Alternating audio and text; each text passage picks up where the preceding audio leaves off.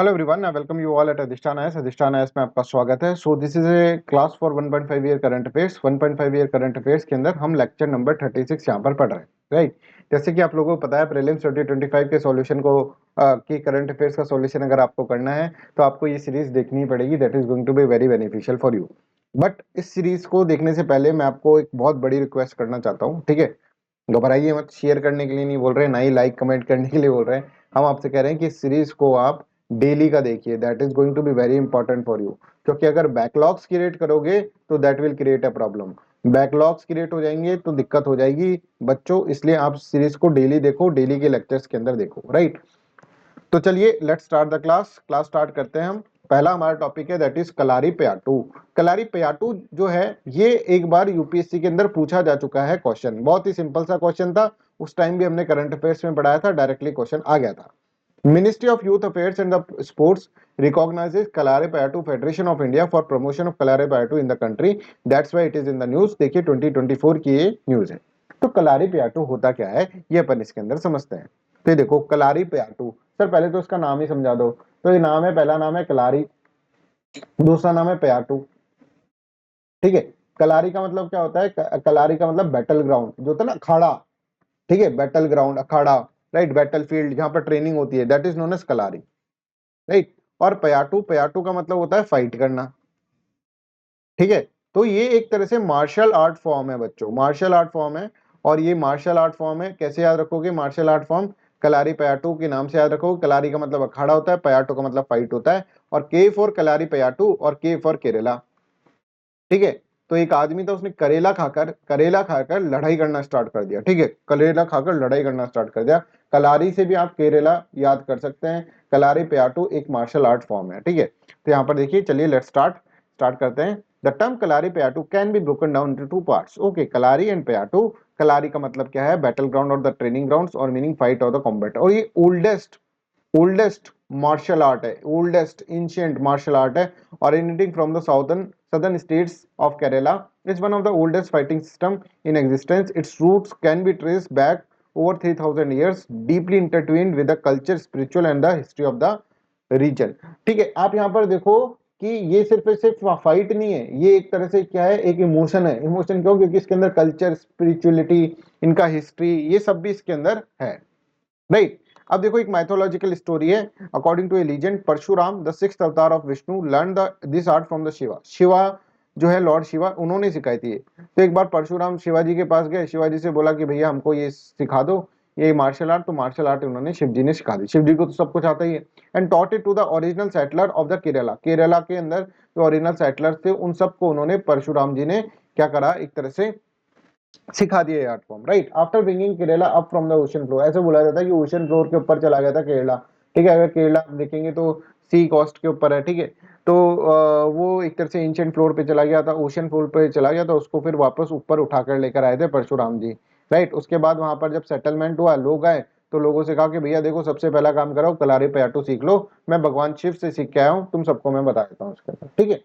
तो इसके अंदर क्या क्या चीजें हैं देखिए। इसके अंदर इंक्लूड्स फीट्स लाइक चैटॉम, ठीक है। चैटॉम मतलब जंपिंग, ओटाम का मतलब क्या है? ओटाम का मतलब रनिंग।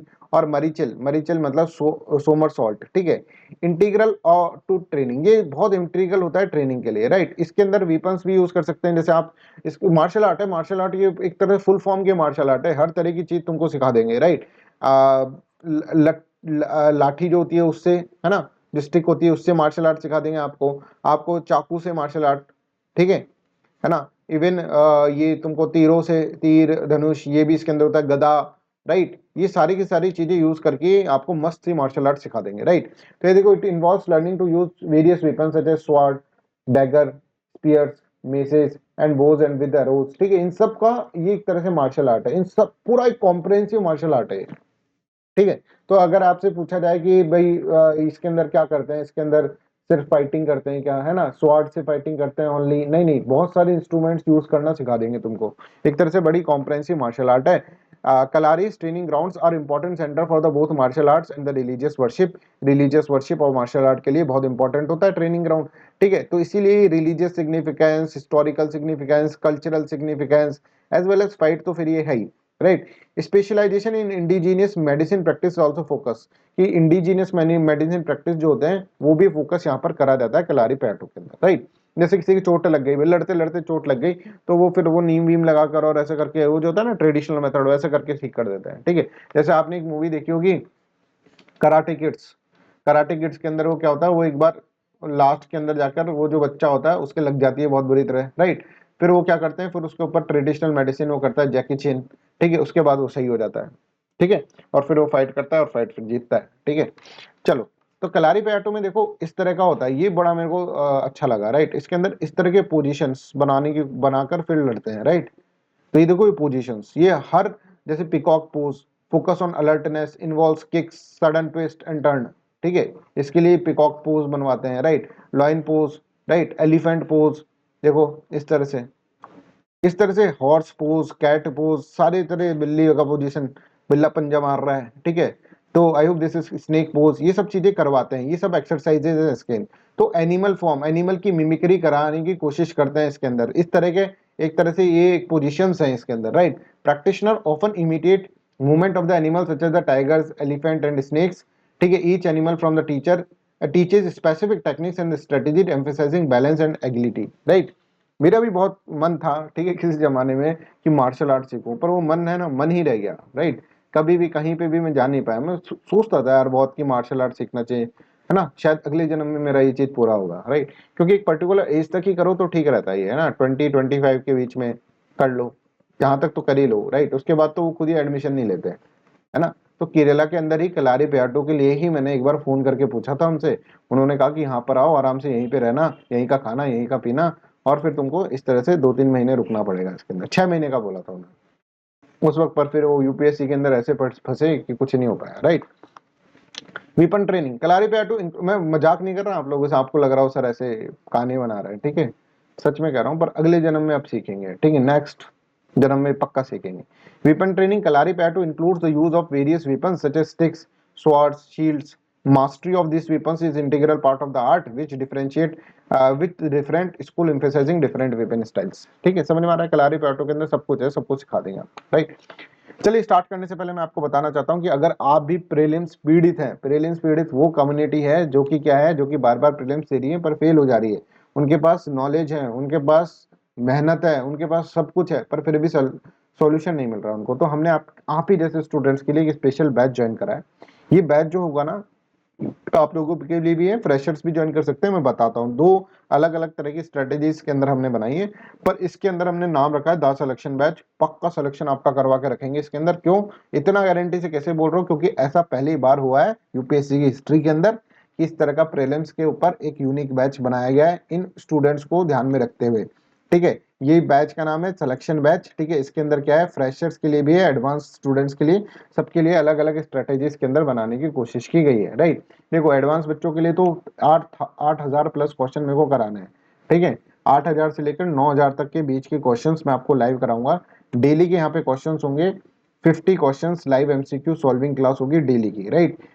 इसका शेड्यूल मैं बताऊंगा, शेड्यूल बहुत ही मस्त है, आपको देखते ही पता चलेगा इस पे कितनी मेहनत चल रही है और इसमें पक्का सिलेक्शन होने के कितने चांसेस है ना। एक बार देखिए, आपको समझ में आएगा। Complete coverage of current affairs through MCQs, जो आपको यहाँ पर करंट अफेयर्स पढ़ा रहा हूँ मैं, वहां पर नहीं पढ़ाऊंगा, वहां पे सिर्फ एमसीक्यूज हम सॉल्व करेंगे। टेस्ट सीरीज करेंगे, टेस्ट सीरीज करंट अफेयर्स की करेंगे, जीएस की करेंगे, and special test series for CSAT, ये सब चीजें अपन इसके अंदर करेंगे। इसके साथ साथ अगर हम देखेंगे तो टारगेट ऑफ 8,000 प्लस क्वेश्चन तो है ही। और फ्रेशर्स के लिए देखो, फ्रेशर्स के लिए भी इस साल ही मेरे को क्लियर करवाना है उनका, मेरे को एक्चुअली करवाना ही है इस बार, ठीक है। इस बार नहीं कराया तो फिर मतलब दिक्कत हो जाएगा, बच्चे अगर क्लियर नहीं करे प्रीलिम्स तो, क्योंकि बहुत सारे बच्चे स्टूडेंट्स हैं अधिष्ठान आईएएस के पास, बट उनके प्रीलिम्स अभी क्लियर नहीं हुए हैं। मीन्स के अंदर वो बहुत अच्छे आंसर राइटिंग लिख रहे हैं, ठीक है, और ऑप्शनल पेपर भी उनका रेडी है, बट बस उनको प्रीलिम्स वाला गेट तोड़ना है। उसके लिए मैंने एक स्पेशल बैच बनाया, live recorded GS classes, CSAT classes, उन फ्रेशर स्टूडेंट्स के लिए जो शुरू से स्टार्ट करना चाहते हैं। Daily 50 questions MCQ solving class करेंगे, complete coverage of current affairs और एमसीक्यू, इनके लिए अलग स्ट्रेटेजी मेरे को बनानी होगी। सारे एडवांस बैच के फीचर भी होंगे और उसके साथ साथ आपको जीएस की क्लासेस, सीसेट की क्लासेस, लाइव क्लासेस यहाँ पर आपको प्रोवाइड की जाएगी। शेड्यूल देखो, शेड्यूल उठते ही सबसे पहले हमको एनर्जी चाहिए, ठीक है। एनर्जी के लिए हम योगा करेंगे, योगा करने के बाद फिर डेली लाइव टेस्ट क्लास करेंगे, ठीक है। फिर डेली टेस्ट करेंगे 12 से 2 बजे तक, डेली का टेस्ट मैं आपको दूंगा। लाइव टेस्ट क्लास के अंदर मैं आपको बताऊंगा किस तरह से आपको क्वेश्चन सॉल्व करना है, क्या अप्रोच होनी चाहिए। 5 to 7 अपन टेस्ट डिस्कशन करेंगे, इंपॉर्टेंट कॉन्सेप्ट इसके डिस्कस करेंगे, ठीक है। इसके बाद जो बच्चे एडवांस बैच के हैं वो आराम से अपनी पढ़ाई करते रहें, और जो फ्रेशर बैच के हैं जिनको क्लासेस भी देखनी है वो क्लासेस देखें आराम से, राइट। तो I hope this is clear to everyone. मैं भी पूरे दिन भर ही आपके साथ रहूंगा इसके अंदर, पूरा का पूरा मेरे को भी इसके अंदर पढ़ना पड़ेगा कंटिन्यूअसली, और आप लोगों को पढ़ाना पड़ेगा, राइट। चलो, ईस्ट एशिया समिट, अब नेक्स्ट जो अपन कर रहे हैं that is east Asia summit. East Asia summit अभी इंपॉर्टेंट इसलिए है क्योंकि प्रधानमंत्री मोदी जी एक तरह से आसियान कंट्रीज के घूम रहे थे, और वहां पर एक ईस्ट एशिया समिट यहाँ पर एक तरह से कंडक्ट करी गई है, राइट। तो ईस्ट एशिया समिट है क्या, ये अपन इसके अंदर समझ लेते हैं। 19th ईस्ट एशिया समिट है जो लाओ पीडीआर, ठीक है ना, लाओस के अंदर हुई है। लाओस के अंदर एक रीजन है वियतनामीज, ठीक है, वियतनामी, है ना, वियतनाम नहीं वियतनामी, ठीक है। तो वो जो लाओस के अंदर रीजन है वहां पर इसके अंदर क्या हुआ, ये ईस्ट एशिया समिट हुई है, राइट। तो देखो, ईस्ट एशिया समिट क्या है कि जो east Asian countries, east Asian countries है, ठीक है। ईस्ट एशियन कंट्रीज कौन कौन सी हैं, आप यहाँ पर देखो, ये सारी कंट्रीज जो है ईस्ट एशियन कंट्रीज है, ठीक है। ये सारी कंट्रीज अगर हम देखें तो यहाँ पर ईस्ट एशियन कंट्रीज है, ठीक है। ईस्ट एशियन कंट्रीज है कि जो ईस्ट के अंदर, एशिया के अंदर भी ईस्ट के अंदर जो कंट्रीज है, राइट, वो अपन देख रहे हैं इसके अंदर। पर इसके साथ साथ इसके अंदर यूएस और रशिया भी है ना। इसको याद करने का एक तरीका है, आसियान कंट्री तो याद होंगी आपको, आसियान जो 10 मेंबर्स हैं, ठीक है, 11 हो चुके हैं वो, पर अभी 10 मेंबर्स ही इसके अंदर हैं, राइट, आसियान। इसके साथ साथ आप देखो, यहाँ पर देखो मैप के अंदर देखो, ऑस्ट्रेलिया के साथ हमेशा फ्री में है ना, उछलता उछलता न्यूजीलैंड भी आ जाता है हमेशा, ठीक है। ऑस्ट्रेलिया प्लस न्यूजीलैंड कपल की तरह याद रखो उनको। फिर इंडिया है तो फिर चाइना भी होगा, इंडिया चाइना ये भी कपल की तरह याद रखो उनको। जापान साउथ कोरिया, ठीक है, जापान साउथ कोरिया आपको इसके अंदर याद रखना है। तो आप देखिए जापान साउथ कोरिया, और यूएस है तो रशिया, यूएस और रशिया हमेशा आपस में लड़ते रहते हैं। तो यूएस रशिया इंडिया चाइना आपस में लड़ते रहते हैं। ऑस्ट्रेलिया न्यूजीलैंड अच्छे दोस्त हैं, जापान साउथ कोरिया अच्छे दोस्त हैं।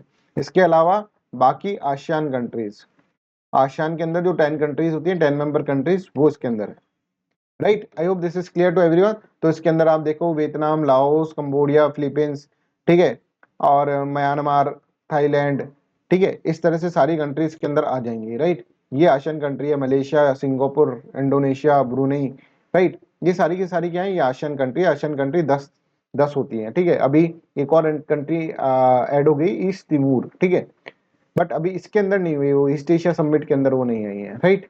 तो आप देखो ऑस्ट्रेलिया न्यूजीलैंड एक कपल ये बन गया, इंडिया चाइना एक कपल ये बन गया, जापान साउथ कोरिया एक कपल ये बन गया, और यूएस और रशिया एक कपल ये बन गया, ठीक है। तो ये सारी कंट्रीज प्लस 10 आसियान कंट्रीज कितनी हो गई भाई, 18 हो गई सर, 10 + 8 18 हो जाती है, ठीक है। 18 कंट्रीज जो है that will be the part of east Asia summit. अब ईस्ट एशिया समिट के अंदर क्या बातें करते हैं, ईस्ट एशिया समिट के अंदर ये बातें करते हैं भाई, पॉलिटी, सिक्योरिटी, इकोनॉमिक चैलेंजेस, इन सब की बातें करते हैं। चलो, आई होप दिस इज क्लियर। तो ईस्ट एशिया ग्रुपिंग का पहली बार आइडिया किसने बनाया था, मलेशियन प्राइम मिनिस्टर ने बनाया। कभी कभार ऐसे क्वेश्चन भी आ जाते हैं, महाथीर मोहम्मद इन 1991। इसके बाद फर्स्ट समिट जो हुई थी वो कुलिया लुम्पुर के अंदर हुई थी, मलेशिया के अंदर, ऑन 14 दिसंबर 2005।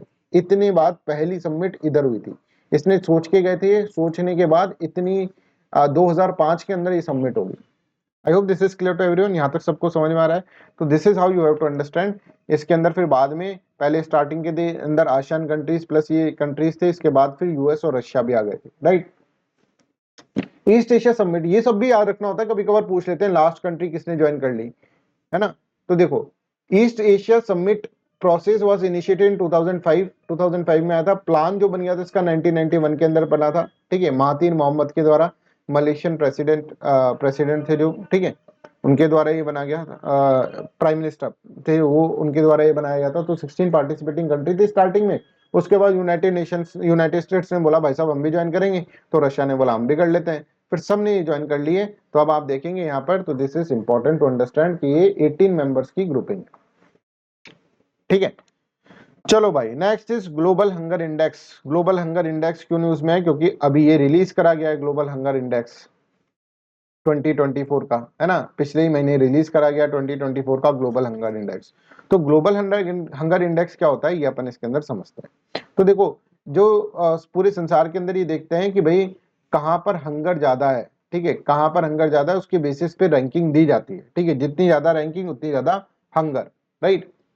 और जितनी ज्यादा अगर आप देखेंगे, जितने ज्यादा इसका स्कोर रहेगा उतना ज्यादा हंगर, मतलब स्कोर जितना ज्यादा रहेगा उतना ज्यादा हंगर। तो इसको एक होता है स्कोर और एक होती है रैंकिंग। मान लीजिए जीरो स्कोर है तो मतलब वहां पर कोई हंगर नहीं है, ठीक है, जीरो स्कोर। और 100 स्कोर है मान लो तो उसमें इतनी हंगर है, इतनी हंगर है, क्या बताएं कितनी हंगर है, सब भूख से मर रहे हैं, राइट। तो यहाँ पर देखो ग्लोबल हंगर इंडेक्स को आप ऐसे भी याद रख लो, ग्लोबल हंगर इंडेक्स जो है ना, हंगर जो होता है ना वो एक कंसर्न है भाई। फिर एक तो हंगर जो है वो बहुत कंसर्न का है, कंसर्न कंसर्न का इशू है ना। तो कंसर्न वर्ल्ड वाइड नाम से एक ऑर्गेनाइजेशन है, Concern Worldwide plus Welthungerhilfe जो है वो एक तरह से ऑर्गेनाइजेशन है, वो इसको रिलीज करती है। वेल्थ हंगर हेल्थ जो है in partnership with the concern world wide, है ना, ये क्या करते हैं, ग्लोबल हंगर इंडेक्स को रिलीज करते हैं। Global hunger index ranks countries on 100 से 100 पॉइंट स्केल, जिसके अंदर जीरो जो होता है वो तो बेस्ट स्कोर होता है और 100 होता है वो वर्स्ट स्कोर होता है, ठीक है। तो जिसका ज्यादा स्कोर है उसका मतलब उसके अंदर हंगर ज्यादा है। अब सर ये नापते क्या है सर, पैमाना क्या है, पैमाना पैरामीटर क्या है, किस बेसिस पे नापते हैं। तो देखो इनका पैरामीटर इस तरह से है, अगर आप यहां पर देखेंगे, inadequate food supply, child mortality और चाइल्ड न्यूट्रिशन, ये तीन एक तरह से डायमेंशंस हैं, 3 डायमेंशंस हैं। और इस 3 डायमेंशन में, पर यार सर यहाँ तो है ना 4 दे रखी, 3 डायमेंशन में 4 पैरामीटर्स है, ठीक है। आप देखें किसी एक के अंदर 2 होंगे, जैसे चाइल्ड अंडर न्यूट्रिशन के अंदर वेस्टिंग एंड स्टंटिंग, ये 2 हैं इस तरह से, ठीक है भाई, ये समझ में आ रहा है। तो अब यहाँ पे देखो, एक तो अंडर नरिशमेंट को देखा जाता है, मतलब the share of the population with insufficient calorie take. एक चाइल्ड स्टंटिंग को दिया जाता है, ठीक है, the share of the childrens under age 5 who have low height for their age. Child stunting मतलब कि लो हाइट है, मतलब जो बोने लोग होते हैं ना, बोने लोग, ठीक है, एक तो होते हैं बड़े हाइट में, एक होते हैं बोने लोग, जिनके एज के हिसाब से हाइट जो है वो छोटी है। The share of the childrens under the age 5 who have low height for their age, है ना, ये कितने हैं आपकी कंट्री के अंदर। तो ये एक तरह से क्या है, इसका मतलब क्या है, उनको खाने के लिए कम दिया इसलिए उनकी हाइट छोटी रह गई, एज के हिसाब से उनकी हाइट छोटी रह गई, जिनको अपन बोने बोलते हैं, ठीक है। तो आप ऐसे याद करोगे इसको, क्योंकि स्टंटिंग और वेस्टिंग के अंदर आपको कंफ्यूजन हो सकता है कि एक छोटा सा आदमी स्टंट कर रहा है, स्टंट, ठीक है। तो आप यहाँ पर देखो चाइल्ड स्टंटिंग इस तरह से बोल रहे हैं। और चाइल्ड वेस्टिंग का मतलब share of children under the age of 5, ठीक है, who has low weight for their height, weight जो है वो कम है और हाइट जो है वो ज्यादा है, मतलब हाइट हाइट के कंपैरिजन में वेट जो है वो कम है। तो यहाँ पर तो देखो, यहाँ पर हाइट का देखा जा रहा है, हाइट किसके कंपैरिजन में, एज, जैसे जैसे एज बढ़ती जा रही है हाइट बढ़ नहीं रही है, हाइट छोटी रह रही है। और वेस्टिंग के अंदर क्या है, वेस्टिंग के अंदर आप देख रहे हैं कि जैसे जैसे हाइट बढ़ती जा रही है, हाइट तो बढ़ी है पर एक होता है ना खपच्ची, खपच्ची से बच्चे, ठीक है, जिनकी हाइट बढ़े जा रही है, हाइट तो बहुत बढ़ी जा रही है पर वेट बढ़ नहीं रहा है, तो वो होता है चाइल्ड वेस्टिंग, ये भी माल न्यूट्रिशन के शिकार होते हैं, ठीक है। तो यहाँ पर ये देखो चाइल्ड अंडर न्यूट्रिशन के अंदर 2 तरह से वेस्टिंग और स्टंटिंग आ रहा है, और इनएडुकेट फंड फूड सप्लाई के अंदर अंडर नरिशमेंट आ रहा है, ये मैंने आपको यहाँ पर बता दिया कैलोरी इनटेक। और चाइल्ड मोर्टिलिटी मतलब अंडर 5 मोर्टिलिटी रेट के अंदर चाइल्ड मोर्टिलिटी आ रहा है। The share of the children who die before their 5th birthday, 5th birthday से पहले जो जिनकी डेथ हो जाती है, partly reflecting the fatal mix of inadequate nutrition and unhealthy atmosphere. तो I hope this is clear to everyone. तो what is wasting ये आपको समझ में आ रहा है, व्हाट इज स्टंटिंग ये आपको समझ में आ रहा है। अब हम देखते हैं कि भारत का स्कोर क्या है इसके अंदर, ठीक है। तो भारत का स्कोर अगर हम देखें तो इसके अंदर 27.3 है सर, जितना कम उतना ही ठीक, बट 27.3 भी अगर आप देखेंगे तो सीरियस कैटेगरी के अंदर काउंट हो रहे हैं। तो कैटेगरी आप याद रखो, सीरियस कैटेगरी के अंदर है, स्कोर याद रखो 27.3 है, ठीक है। और जो बड़ा स्कोर है, जितना ज्यादा बड़ा स्कोर होगा उतना ज्यादा खतरा बढ़ेगा, राइट। तो हम देखें 27.38 2024 ग्लोबल हंगर इंडेक्स के अंदर India is a level of hunger that is serious. India's GHI score is based on the value of the 4 indicator, और चारों इंडिकेटर के अंदर हम देख रहे हैं कि भाई हमने 13.7% पॉपुलेशन जो है अंडर नरिश है, 35.5% ऑफ चिल्ड्रन जो है under 5 are stunted, 2.9% children died before 5th birthday और 18.7% of children under the 5 are wasted. तो ये आप इसके अंदर देख सकते हैं। हमारा जीएचआई स्कोर अगर हम देखें पिछले साल के कंपैरिजन के अंदर, ठीक है, तो 2016 के अंदर से 29.3 था, 2024 के अंदर 27.3 है, तो स्कोर कम होना बढ़िया है। ठीक है, पहले देखो स्कोर कितना ज्यादा था, भुखमरी बहुत ज्यादा थी इसका मतलब। ठीक है भाई, आज समझ में आ रहा है। Next is murine typhus. ठीक है, मुराइन टाइफूस क्या है, एक तरह से बीमारी है, एक तरह से बीमारी है, और ये एक बहुत ही रेयर डिजीज है, रेयर डिजीज है। ये रेयर डिजीज क्या होता है, क्यों होती है, ये मैं आपको बताऊंगा। इसका होने का तरीका ऐसा है कि भाई जिससे कि ये बहुत ही रेयर अपने आप में बन जाएगी, राइट। तो देखो, इसलिए कहते हैं इस डिजीज को नहीं कराना तो मक्खियों से दूर रहो। मक्खी, मक्खी है ना, जैसे भी लिखते हैं मक्खियों से दूर रहो, मतलब तो मक्खी होती है, जैसे मक्खी बनाने की कोशिश करते हैं, चलो, है ना, ये मक्खी है, राइट।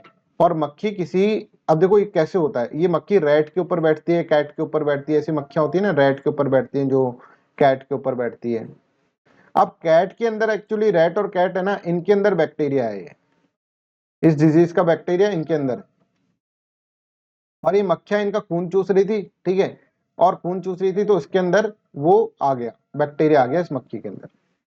अब मक्खी आई, मक्खी आपके ऊपर बैठी और आपको काट लिया, या फिर आपके कोई वाउंड हो रहे थे, कोई घाव पड़ रहे थे, तो घाव के ऊपर बैठ गई, तो घाव के ऊपर बैठ गई, और वहां पर मच्छी, ये जो मक्खी है ना, अब देखो कितना तगड़ा वो है, ठीक है, मक्खी की पूप जो होती है, राइट, वो आपके घाव के अंदर चला गया, ठीक है, मतलब इन्फेक्टेड मक्खी की पूप जो है उसका, वो जो है आपके घाव के अंदर चला गया, और वो घाव के अंदर जाने के बाद फिर आपको क्या है, आपको वो बीमारी होगी, that is known as murine टाइफूस।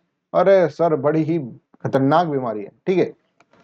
तो यहाँ पर देखो, rats, cats and opossum are among the animals that fleas carrying the bacteria frequently feed on, serving a reservoir for the illness। ठीक है, ये जो है ये एक रिजर्वायर है जिनके ऊपर मक्खी बैठती है, मक्खी इन्फेक्ट होती है, फिर मक्खी किसी वॉन्ड पे जाके आपके कोई घाव पे जाकर बैठ जाएगी, या फिर खुद घाव कर देगी, राइट। उसके कारण क्या होगा, उसके कारण मक्खी फिर पूप भी करना पड़ेगा मक्खी को, उसकी पूप जो है अगर आपके वॉन्ड्स के अंदर चली जाती है, घाव में चली जाती है, तो सर तब तो बीमार होना ही होना है, ठीक है। A flea that has contracted the disease might carry it with it for the rest of its life. इसका तो भैया एक तरह से ये HIV पॉजिटिव हो गई फ्ली, है ना, पूरी जिंदगी भर इसका फिर अब ये बीमारी रहेगी। Murine typhus does not spread directly from person to person as certain other infection do. तो सर एक बात तो है, दिखने में तो ये लग रहा था कोरोना वायरस जैसा, हम तो घबरा गए थे, ये पर्सन टू पर्सन इन्फेक्शन इसका नहीं होता है, कॉन्टेक्ट के through person to person infection यहाँ पर नहीं होता है। Murine typhus is not so common bacterial infection brought on by the Rickettsia typhi, ठीक है। It is often referred to as endemic typhus or flea-borne spotted fever, right? The main way that human contract is through the flea bites, ठीक है। flea जब आपके bite कर देगी, bite करके फिर वो घाव कर देगी, और घाव करके देखो ये flea become infected when they bite infected animals। जब उसने infected animal करा, रैट और कैट, तो कैट ने कहा और खा ले मेरे को, हो गई ना बीमार। Once infected, the flea remain infected for the remainder of his life. When an infected flea bites a person, जब किसी पर्सन को बाइट कर लिया और animal, the bite break the skin causing a wound, है ना, बाइट करा है तो उसके अंदर से फिर वो उसकी पूप चले गई, फ्लीज की पूप, व्हेन दे फीड, राइट। जब वो खाते हैं तो फिर वो पूप करते हैं, पूप करने के, पूप जो है अगर वाउंड्स के अंदर चली गई है, ठीक है, फ्ली डर्ट इसको बोल लो प्यार से, ठीक है, पूप बोल रहे हैं और इतना प्यार से तो बोल ही रहे हैं पहले, right, contains the bacteria which can be rubbed into the bite wound or other wounds and cause an infection। समझ में आ रहा है? I hope this is clear। तो जब इस तरह से होता है, when bacteria carrying the flea faces also known as flea darts come in touch with some sort of wounded skin, तो फिर मुरीन टाइफूस जो होता है वो स्प्रेड करता है। तो इसलिए ये इस तरह से, सर इसमें होता क्या है ये तो बता दो। ये रे सिम्टम्स, फीवर, बुखार होगा, बुखार होने के साथ हेडेक तो हो ही जाएगा, फिर ठंड भी लग जाएगी, रैशेस में develop typically on the trunk. Trunk कौन सा पोर्शन होता है भाई, right, muscle aches, right, generalised discomfort and pain, right. इसके बाद गैस्ट्रो इंटेस्टाइनल इन्फेक्शन भी इसके अंदर हो सकता है। तो ये सब बीमारी है, ये सब बीमारी इसके अंदर हो सकती है। I hope this is clear. आज की अपन इतनी क्लास रखते हैं, that's all for today's class. बच्चों प्रीलिम्स का जो बैच है that is going to be very important, वो साधारण बैच नहीं है, that is extraordinary batch. Please please please आप लोगों को अगर प्रीलिम्स के विशेष साइकिल में से निकलना है तो उसको ज्वाइन करो। मैं बता रहा हूँ उसमें हम बहुत मेहनत कर रहे हैं, ठीक है। आपको दिख रहा होगा मेरी आंखों के अंदर नींद दिख रही है, नींद, ठीक है, क्योंकि हम उसके एमसीक्यूज प्रिपेयर कर रहे थे रात को, राइट। इतने हुआ कि 2-3 बज गए तो सुबह की क्लास नहीं ले पाए, राइट, कि फिर उठे थोड़े लेट हो गए उठने में, ठीक है। चलो दैट्स ऑल, चलो for today's class, thank you so much, bye bye, take care. और इनको तो जरूर देखो, जरूर से जरूर देखो, यही सिलेक्शन करा देगा आपका आधा सा तो, ठीक है। Bye bye, take care.